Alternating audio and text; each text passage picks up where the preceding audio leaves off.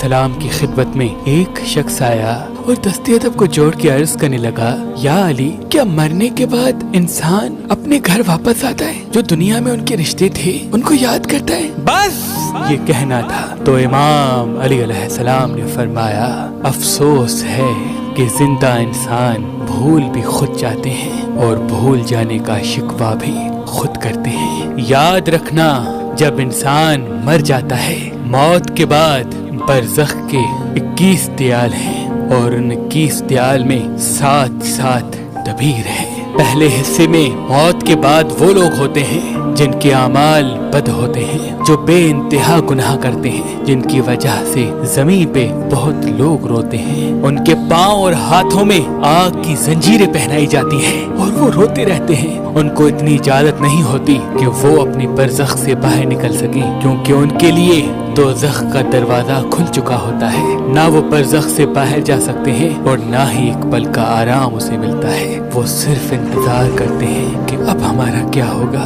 جب اللہ روز محشر ہمیں اٹھائے گا۔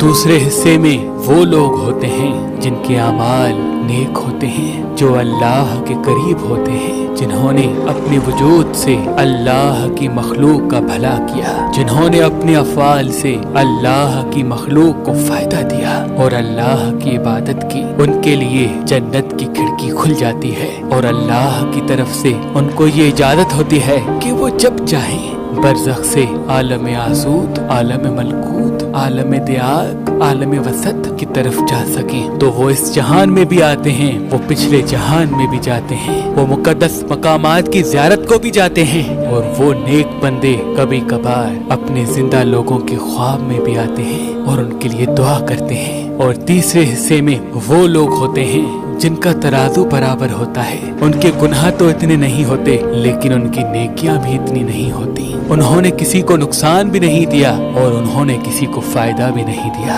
تو ان اللہ کے بندوں کے لیے نہ دوزخ کی کھڑکی کھلتی ہے اور نہ ہی جنت کی۔ وہ دوسرے جہانوں میں جا نہیں سکتے، لیکن اللہ کی طرف سے ان کو یہ مہلت ضرور ملتی ہے کہ وہ زندہ انسانوں کی دنیا میں جائیں، لیکن ان کا قبر سے باہر جانے کا ایک مخصوص وقت ہوتا ہے۔ تو اس نے پوچھا، یا علی، کون سا وقت؟ امام علی علیہ السلام نے فرمایا، جس طرح سے انسان دن اور رات کی قید میں قید ہیں، وہ اسی حساب سے اپنا وقت تشکیل دیتے ہیں، ویسے ہی مرنے کے بعد برزخ کی دنیا کا وقت دبار اور نسور کی ذات میں ہوتا ہے۔ برزخ کا ایک نسور زندہ لوگوں کی دنیا کے 7 دن اور 7 راتوں کے برابر ہوتا ہے۔ اللہ کی طرف سے ان کو اتنی ہی مہلت ملتی ہے کہ وہ نسور کے اول حصے میں جائیں، اور جو لوگ زندگی میں اس کے ساتھ رہا کرتے تھے انہیں کہیں کہ وہ ان کے لیے نیک اعمال کریں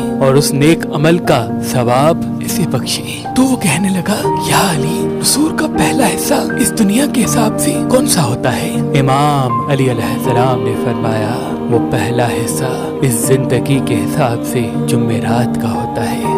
ہر جمعرات تمہارے مرحومین تمہارے گھر کو آتے ہیں اور تمہیں کہتے ہیں کہ جس طرح سے آج ہم مر چکے ہیں، نہ ایک نیکی بڑھا سکتے ہیں اور نہ ہی ایک گناہ کم کر سکتے ہیں، ویسے ہی ان قریب تم بھی مر جاؤ گے۔ وہ بار بار تم سب سے مخاطب ہوتے ہیں کہ میری آسانی کے لیے، میری برزخ کے لیے کچھ نیک عمل کرو، لیکن افسوس تو یہ ہے کہ زندہ لوگ اپنے مزے اور خواہشات کے پیچھے اتنے گم رہتے ہیں کہ وہ ان کی آواز تک نہیں سنتے اور نہ ہی کوشش کرتے ہیں۔ میں نے اللہ کے رسول سے سنا کہ اپنے مرحومین کے لیے نیک اعمال کرتے رہو، کوشش کر کے ہر جمعرات کسی مستحق کو کھانا کھلایا کرو اور اس کا ثواب اپنے مرحوم کو ہدیہ کرو۔ تو اس نے کہا، یا علی، اگر اتنی دامن میں وسعت نہ ہو تو امام علی علیہ السلام نے فرمایا، جو کھانا تم خود کھاؤ، چاہے وہ سوکھی روٹی ہی کیوں نہ ہو، اس پہ سورہ فاتحہ پڑھو اور 3 مرتبہ سورہ اخلاص پڑھو، اور پھر اللہ سے